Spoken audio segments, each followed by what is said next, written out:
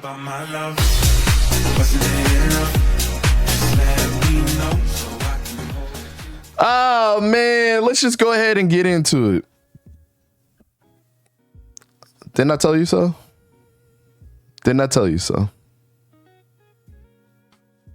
The worst thing that they could have did with the Commanders is two things. Two things. One, barely start the guy last year and have him as the third stringer on that roster behind Taylor Heineke and Carson Wentz. And let him develop and see their shortcomings and match it up with what he can bring to this team. And staying quiet. Y'all ever seen Sam Howell talk? Y'all ever seen him talk? I'll wait. My man Sam Howell, and I'm gonna come out and say this, man. I don't think a lot of people know this that have just started watching this lately. Sam Howell, I was not the biggest fan of him in college. I'm gonna take something from Coach JB. I thought he was a thrower of the ball, not a passer. Being a passer is something that you essentially need to make it far in the NFL. Passing quarterbacks always tend to win. Go back through any Super Bowl and tell me that a scrambling quarterback has really won 9 times out of 10. It's not. It's a guy that can actually pass the ball. You could throw a ball. Anybody could throw a ball. But to be a passer, to be an accurate passer, it's something different.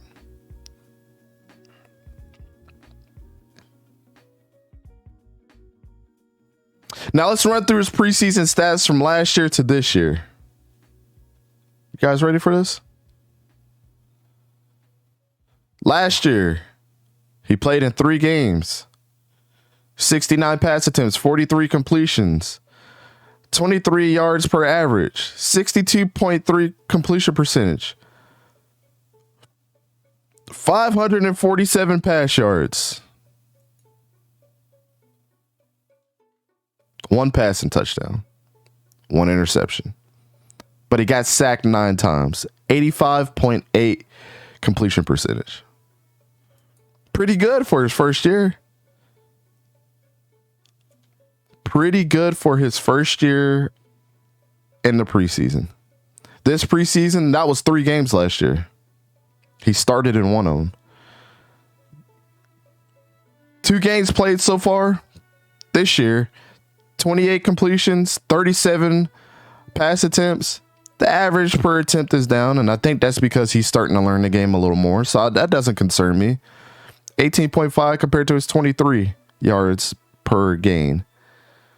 Completion percentage has increased by 13 percentage, actually 12.5 percentage points. Went from a 62% completion percentage to a 75. 265 yards, 3 touchdowns, 0 interceptions, and 3 sacks. Offensive line's getting more comfortable. Seems like he's getting more comfortable. The statistics that do matter with the completion percentage are looking better. Quarterback rating went up about 50 points. Well, close to 50 points. 85 to 122 points. Or 122 quarterback rating. I'm going to tell you once, and I'm going to tell you again about a little story. Take me back to the 2022 Senior Bowl. It was him, Malik Willis was on that team, and a couple other quarterbacks. Sam Howell, whatever he did between that time when college football had ended to when he got to the Senior Bowl, listening to those coaches, something unlocked here for him.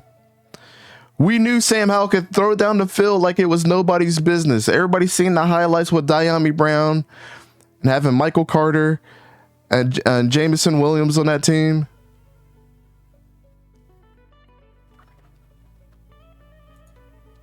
Something unlocked for the guy.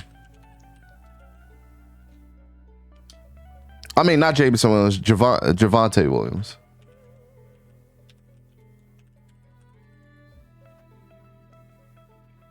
Jameson Williams is the wide receiver that getting himself in trouble. Javonte Williams, who's now on the Broncos. Michael Carter, amazing running back that's now on the Jets. Both of them were incredible in college. And everybody still gave him the excuse. Oh, he had the greatest running backs in college football that year. Yeah, they're really good. He had Diami Brown, who was one of the biggest deep threats on his team. Yeah, and Diami Brown is also a third or fourth stringer behind Curtis Samuel on the Washington Commanders right now. Let's bring it back a little bit. 2022 at the Senior Bowl. What I observed, it was actually on this channel. One of the highest rated live streams that I've ever done was on this channel. And let me tell you, Sam Howell was the real deal. I saw the patience. I saw the command. I saw the touch. I saw the difficult throws. And I seen him take several drives down the field and try to win his team that game. When Malik Willis on a 3rd and 2, running a naked boot to the right side, nobody's around, no pass rush there, and he throws it to triple coverage on the left side of the field instead of running for 2 yards to get the first down. And people always wonder, oh, why don't you like Malik Willis that much? Because I observed this dude not make the right play and try to force things in there. There should be no surprise. He didn't win anything at Liberty. Every time he played a good team, he sucked. Sam Howell on the other end has learned. And let's go back to the two things. The first thing was letting him sit behind two crappy quarterbacks. No, I don't want to say Taylor Heineke is crappy. I actually like Taylor Heineke.